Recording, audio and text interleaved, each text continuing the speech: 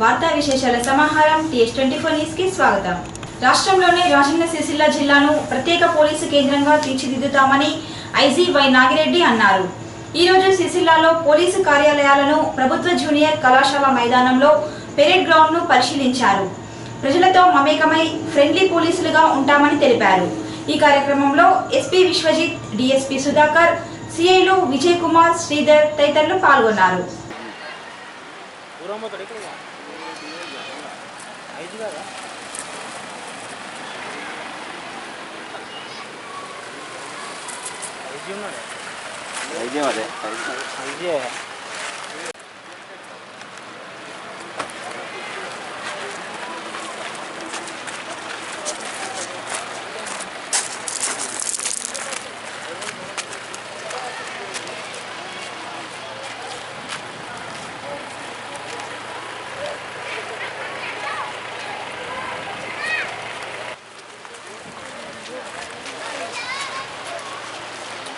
Pintu, mungkin tu, pakai, pakai. Lepas apa dia cakap?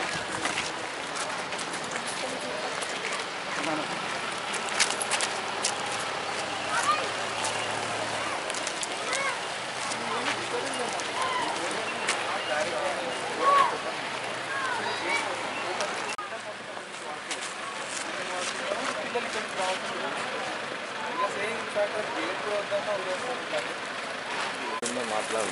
Ayo.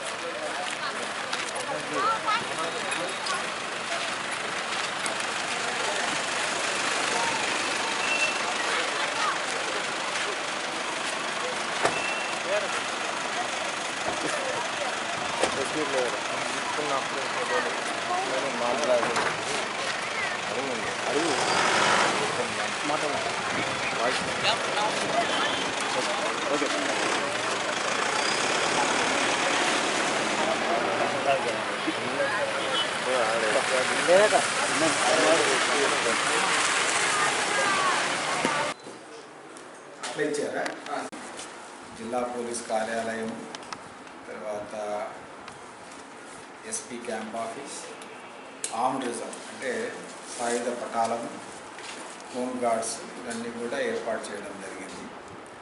ఇంతకుముందు ఉన్నటువంటి civil police DSP కానీ వాళ్ళ staff 256 మాత్రమే ఉండేవాళ్ళు.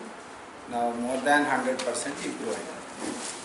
సో ఇక్కడ పెద్దగా వేరే యాక్టివిటీ ఇబ్బందికరమైనది లేదు కాబట్టి ఎస్పీ గారిని నేను ఈ యొక్క బేసిక్ పోలీసింగ్ అంటే crime prevention, crime detection, traffic management ఇటువంటి వాటి మీద బాగా కాన్సన్ట్రేట్ చేసి సిరిసిల్ల పట్టణంలో కానీ తర్వాత వేములవాడలో కానీ చక్కగా పోలీస్ సిబ్బంది ట్రాఫిక్ కానీ మిగతా విధులు నిర్వహించే విధంగా ఏర్పాటు చేయమని చెప్పడం జరిగింది.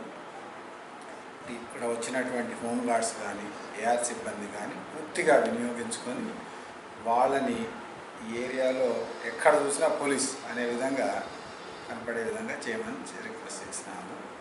తర్వాత ఇన్స్పెక్టర్స్ వాళ్ళతో కూడా మాట్లాడాము. వాళ్ళు కూడా అత్యంత ఉత్సాహాన్ని కనబరుస్తున్నారు. సో ఈ ఏరియాలో పోలీసింగ్ ఇంప్రూవ్ చేయడానికి అన్ని రకాల ప్రయత్నాలు జరుగుతున్నాయి. సో ఇన్ఫ్రాస్ట్రక్చర్ ముందు నెమ్మదిగా వస్తుంది. ప్రస్తుతం డిపిఓని ఇక్కడ ఉన్నటువంటి ట్రైనింగ్ సెంటర్లో పెడుతున్నారు. ఏఆర్ కూడా చూసాము, ఇది ఎక్కడ పెడతారని ఆలోచిస్తున్నాము. సో వన్స్ ఈ సెటిల్ అయితే ఇంకా చిన్న ఇబ్బందులన్నీ అధిగమించుతాము. దెన్ ఫుల్ స్కేల్లో ఫంక్షన్ జరగడం ప్రారంభమవుతుంది. ప్రభుత్వం ఇచ్చిన హామీ ప్రకారం మర్మఘాల కార్మికులందరికీ వర్క్షెట్ పథకం వర్తింపచేయాలని సిఐటియు నాయకులు ముత్యంరావు డిమాండ్ చేశారు. ఈ రోజు సిఐటియు ఆధ్వర్యంలో కార్మికులు పట్టణంలో భారీ ర్యాలీ నిర్వహించారు.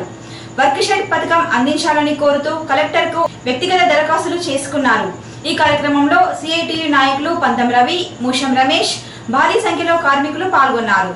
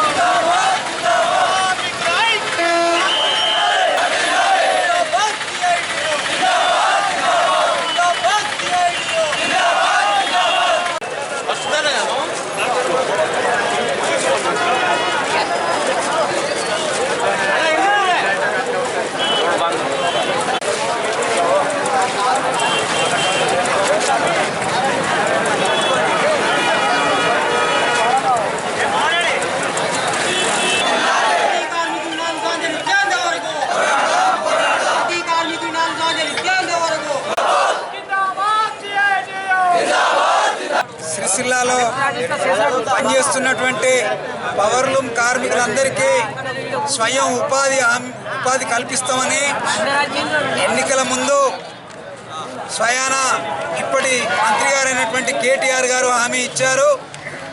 ఆ హామీకి అనుగుణంగా గత 2 సంవత్సరాల కాలంలో అనేక సార్లు విజ్ఞప్తులు, దరఖాస్తులు పదే చేశాం. మొన్న జిల్లా ఏర్పాటు సందర్భంగా శాశ్వత ఉపాధికి సంబంధించినటువంటి దాంట్లో ప్రస్తుతం 1000 మందికి ఇస్తాం, మిగతాది తర్వాత ఆలోచిస్తామనేటువంటి ప్రకటన ప్రభుత్వం నుంచి వచ్చింది. అది సరైనది కాదు.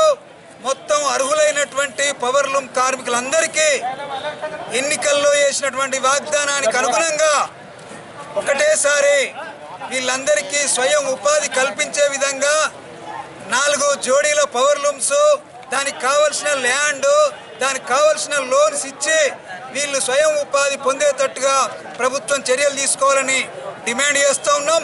అదేవిధంగా ఇక్కడ జరిగినటువంటి అగ్రిమెంట్లు ఏవి కూడా అమలు కావట్లేదు. స్వయంగా మంత్రి గారు జోక్యం చేసుకొని చేసిన అగ్రిమెంట్ను కూడా ఇక్కడి యాజమాన్యాలు అమలు చేయనటువంటి దుస్థితి ఉంది. అందుకే ఈ యాజమాన్యాల కదంబ హస్తాల నుంచి కార్మికుల్ని రక్షించడం కోసం స్వయం ఉపాధి ఒకటే మార్గం అనేటువంటిది సిఐటియు డిమాండ్ చేస్తూ ఉంది. అదేవిధంగా ఈ ఉత్పత్తి అయినటువంటి సరుకుకు, బట్టకు మార్కెట్ సౌకర్యం కల్పించాల్సినటువంటి బాధ్యత కూడా ప్రభుత్వం మీద ఉంది. కాబట్టి ఆ రకంగా ప్రభుత్వం స్వయం ఉపాధి కల్పించడం, రెండవది మార్కెట్ సౌకర్యం కల్పించడం అనే దాని మీద ప్రత్యేక శ్రద్ధ పెట్టి కృషి చేయాలని సిఐటియు జిల్లా కమిటీగా డిమాండ్ చేస్తా ఉన్నాం. జిల్లా పవర్లూమ్ వర్కర్స్ యూనియన్ ఆధ్వర్యంలో పవర్లూమ్ కార్మికులకు శాశ్వత ఉపాధి నిమిత్తం ప్రతి కార్మికులు 4 మరమ్మతులు, అట్లాగే వర్క్ షెడ్, ఇళ్ల స్థలాలు కేటాయించాలని పెద్ద ఎత్తున అప్లికేషన్ కలెక్టర్ గారికి ఇవ్వాలని ఈరోజు పెద్ద ఎత్తున రావడం జరిగింది. మేము ఇక్కడ కలెక్టర్ గారిని విజ్ఞప్తి చేస్తూ ఉన్నాం. ఏదైతే మంత్రి ప్రకటించిండ్రో దాన్ని సిరిసిల్ల పవర్లూమ్ కార్మికులు గత 3 సంవత్సరాల నుంచి వెళ్ళి వాళ్ళ శాశ్వత ఉపాధి గురించి పోరాటం చేస్తూ ఉన్నారు. వాళ్లకు న్యాయంగా వాళ్ళకు వచ్చే విధంగా మీరు చర్యలు తీసుకోవాలి. రాజకీయాలకు అతీతంగా ఎలాంటి ఉన్న వాళ్ళకు కాకుండా అక్కడ కార్మికులు, నిజమైన కార్మికులు గుర్తించి వాళ్ళకి న్యాయం చేయాలని మేము ఆయన కోరుతూ ఉన్నాం.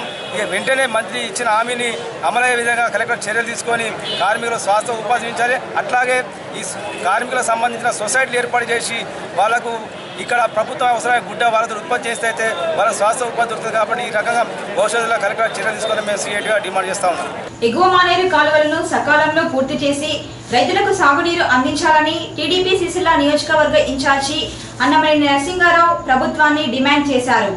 దీనికోసం టీడీపీ ఆధ్వర్యంతో ఉద్యమిస్తామని తెలిపారు. సమావేశంలో టీడీపీ పట్టణ అధ్యక్షులు తీగల శేఖర్ గౌడ్, కుడిక్యాల రవికుమార్, మోహినుద్దీన్, జహీరుద్దీన్, నీలి రవీందర్ తదితరులు పాల్గొన్నారు.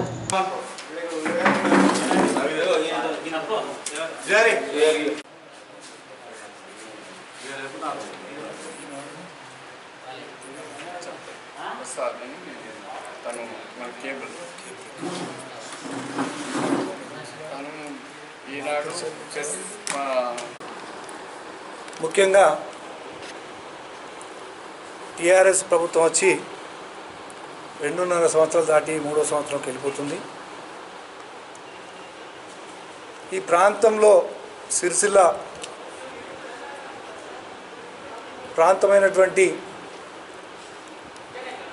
జీవకళ ఉన్నటువంటి ఎగువ మానేరు ప్రాజెక్ట్ కోసం ఆనాడు వైఎస్ రాజశేఖర రెడ్డి కానివ్వండి, ఈనాడు ముఖ్యమంత్రి కేసీఆర్ కానివ్వండి, అతిపెద్ద మహారథులు ఎగువ మానేరుకు వచ్చి ఈ మానేరును జలకళ చేస్తామన్నటువంటి నాయకులు ఇంతవరకు కూడా ఎగువ మానేరును పట్టించుకున్న పాపాన పోలేదు. నాడు కూడా మనం చూడలేదు. అయ్యా, నేను వీరిని ఒకటే కోరుతా ఉన్నా, డిమాండ్ చేస్తూ ఉన్నాను. దీని యొక్క సాధక బాధకాలు చరిత్రను ఒకసారి గమనించాల్సిన పరిస్థితి ముఖ్యమంత్రికి కానివ్వండి, ఈ ప్రాంత మంత్రికి కానీ ఉండదని చెప్పి నేను వారిని డిమాండ్ చేస్తూ ఉన్నాను. అంతేకాకుండా గత కొన్నాళ్ళుగా 5-6 సంవత్సరాల తర్వాత ఒకసారి నిండేటువంటి ప్రాజెక్టు, గత 4 సంవత్సరాల కింద ఒకసారి నిండేటువంటి ప్రాజెక్టు ఈరోజు ఈరోజు దేశమంతటా వర్షాలు పడిన సందర్భంలో ఇది నిండడం జరిగింది. శుభ పరిణామం రైతులకు. రైతులు ఎంతో ఆశపడతా ఉన్నారు. మా ఎగువ మారేరు నిండింది, ఈ ఎగువ మారేరు ద్వారా మనం పంటలు పండించుకోవచ్చని 4 సంవత్సరాల నుంచి కూటికి గతిరైనటువంటి రైతులు ఇవాళ సంతోషపడుతున్న సందర్భంలో ఒక్కసారి గమనించాలి. ఈ యొక్క ఎగువ మానేరు కాలువకు 25వ నంబరు డిస్ట్రిబ్యూటర్ వరకు మనము ఈ దాదాపు 40 సంవత్సరాల నుంచి 25వ డిస్ట్రిబ్యూటర్ తెల్లమతి వరకు నీరు చూడడం జరిగింది. ఆ తర్వాత సిరిసిల్ల మండలానికి రాకుండా పోవడం జరిగింది. ఆ తెల్లమతి వరకు ఆ 25వ డిస్ట్రిబ్యూటర్ వరకు కెనాల్ మొత్తం 30 కిలోమీటర్ల పొడుగుతుంది. ఈ డిస్ట్రిబ్యూటర్లో వెనకట మేము చిన్నప్పుడు ఉన్నటువంటి సందర్భంలో అప్పుడు ఈ ఎగుమానేరు సస్యశ్యామలంగా ఉండేది.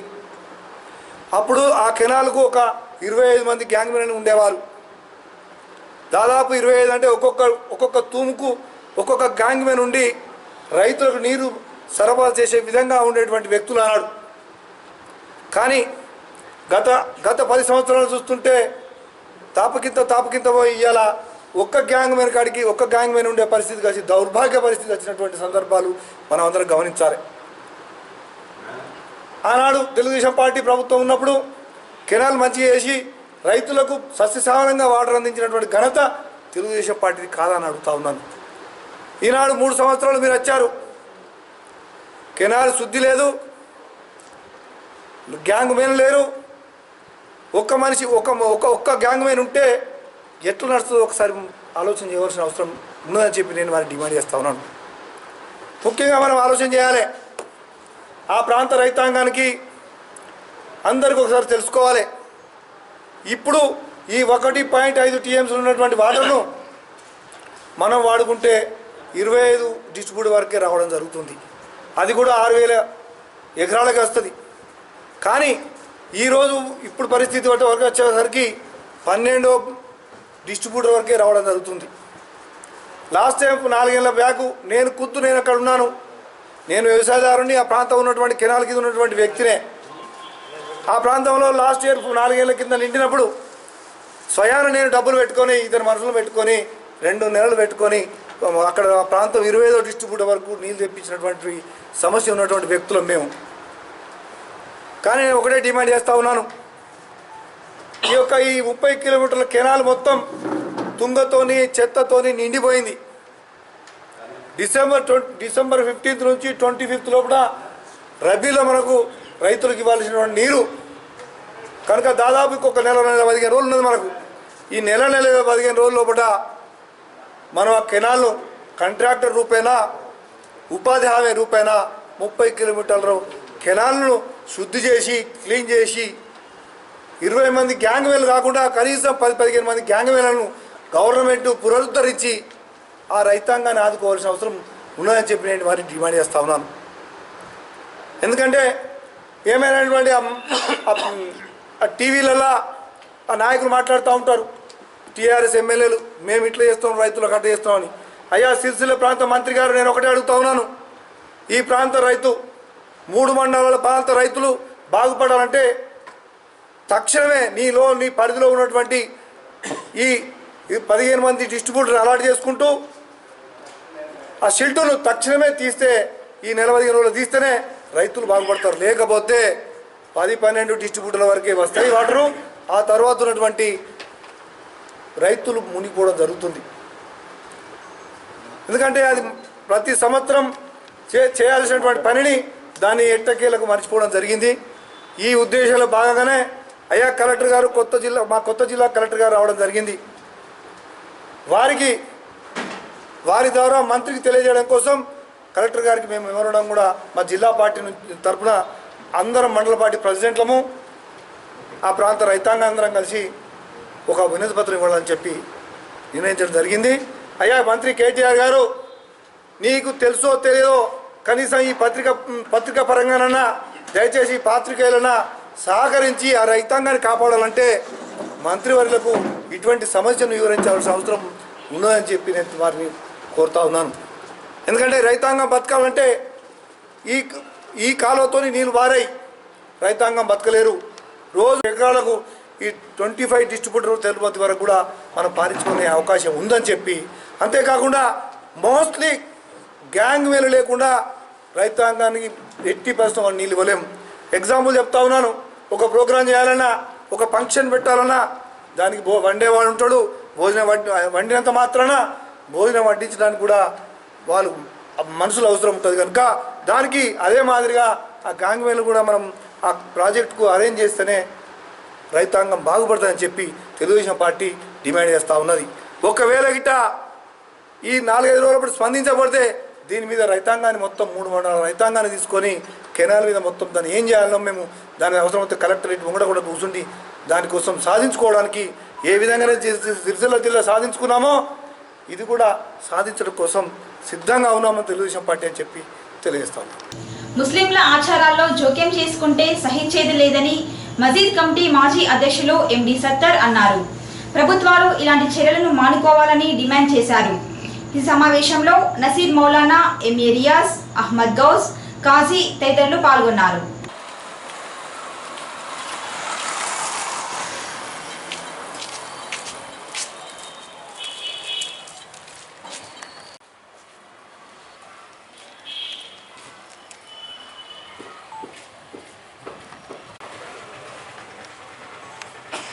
हमारा इस्लाम मुकम्मल दीन मज़हब है।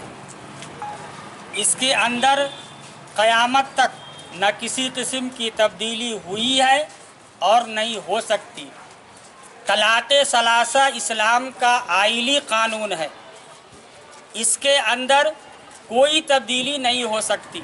शरीयत मुतहरा का इनकार, कुरान का इनकार इस्लाम को, इंसान को इस्लाम से दूर कर देता है। और हमारी हुकूमत तलाक़े सलासा को लेकर के जो निज़ाम क़ानून बनाना चाहती है वो बिल्कुल गलत है। हमारा इस्लाम मुकम्मल दीन इस्लाम है, इसमें किसी तरह की कोई तब्दीली नहीं चाहिए। इसलिए अगर कोई भी कानून अगर बनता है इस्लाम के ख़िलाफ़ या तलाक़े सलासा के ख़िलाफ़ तो हम मुसलमान उसे हरगिज़ मानने के लिए तैयार नहीं हैं। और हमारा दीन इस्लाम का जो कानून है हम उसी पर अमल करने के लिए तैयार हैं। इसलिए हुकूमत से हमारी गुजारिश है कि हमारे इस्लाम के अंदर किसी तरह की कोई तरमीम की कोशिश न की जाए। ఇస్లాం షరియత్ చట్టం మీద మరి కేంద్ర ప్రభుత్వం కానివ్వండి మరి ఇతరత్ర కొన్ని సంస్థలు మరి దుష్ప్రచారం చేస్తూ మరి ఇస్లాం చట్టాన్ని మార్చడానికి కుట్రలు చేస్తున్నారు. అలాంటి కుట్రలను మరి ముస్లిం సమాజం మరి తిప్పికొడుతుంది. ఎందుకంటే ఇస్లాం చట్టంలోని ఏ ఒక్క అక్షరం కూడా మార్చడానికి వీలు ఉండదు. అలా వీలు చేసే పక్షంలో మరి ముస్లింలంతా ఏకమై మరి దీన్ని తిప్పికొడతారని చెప్పి హెచ్చరిస్తున్నాం. మరి ఇస్లాం చట్టం అనేది ఏదో ఒక వ్యక్తి ఎవరో చేసింది కాదు.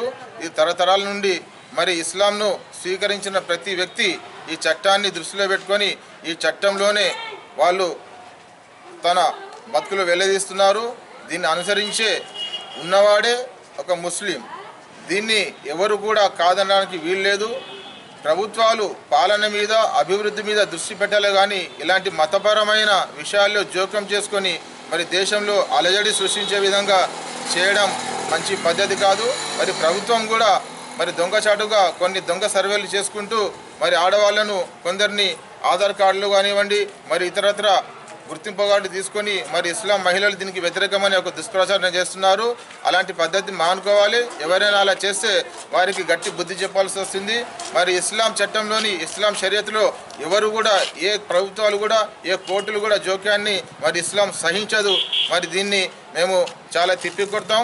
మరి రాబో కాలంలో మీరు ఇప్పుడిప్పుడే మరి అభివృద్ధి చెందుతున్న దశలో మరి ఇలాంటి అలజడులు రేపి మా అభివృద్ధికి ఆటంకం కలగకుండా మరి ముస్లిం సమాజం ఎలా అభివృద్ధి చెందుతుందో మరి ముస్లిం యువత అభివృద్ధి వైపు పయనిస్తుందో దానిపైన దృష్టి పెట్టాలి కానీ మరి ఇస్లాం షరియత్లో మరి ఇస్లాం మతంలోని ఆచారాలలో మరి వేలు పెడితే ఇది మంచి పద్ధతి కాదని చెప్పి ప్రభుత్వాలను హెచ్చరిస్తున్నాం. పట్టణంలోని శాంతినగర్లో అంబాభవాని దేవాలయ కమిటీ ఆధ్వర్యంలో భక్తులకు అన్నదాన కార్యక్రమం నిర్వహించారు. కార్యక్రమాన్ని స్థానిక కౌన్సిలర్ మడుపు శ్రీదేవి ప్రారంభించారు.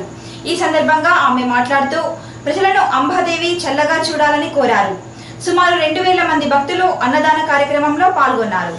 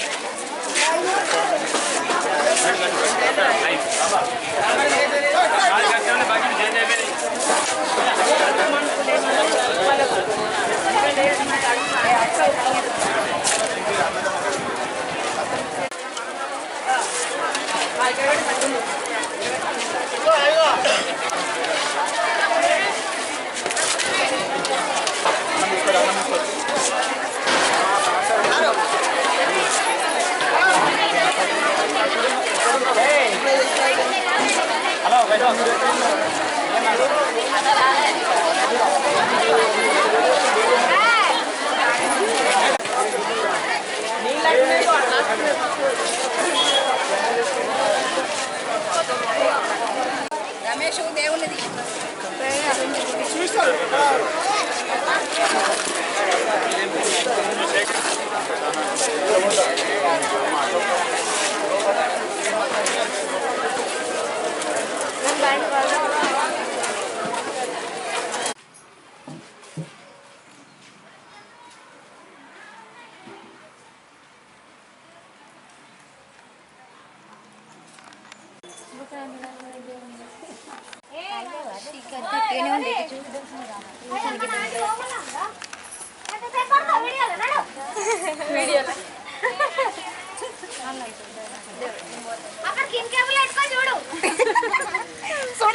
పోలీస్ అమరవీరుల సంస్మరణ వారోత్సవాలను పురస్కరించుకొని ఈ రోజు సిరిసిల్ల పోలీస్ స్టేషన్ ఆవరణలో చిన్నారులు పోలీస్ అమరవీరులకు నివాళులను అర్పించారు. ఈ కార్యక్రమంలో అభ్యాస స్కూల్ విద్యార్థులు పాల్గొన్నారు.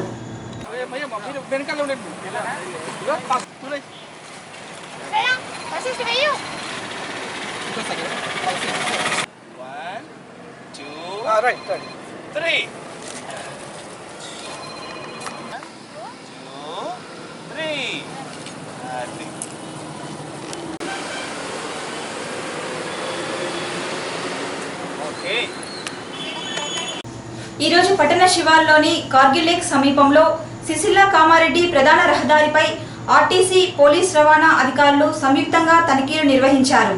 ఈ తనిఖీలో పలువురు అధికారులు పాల్గొన్నారు.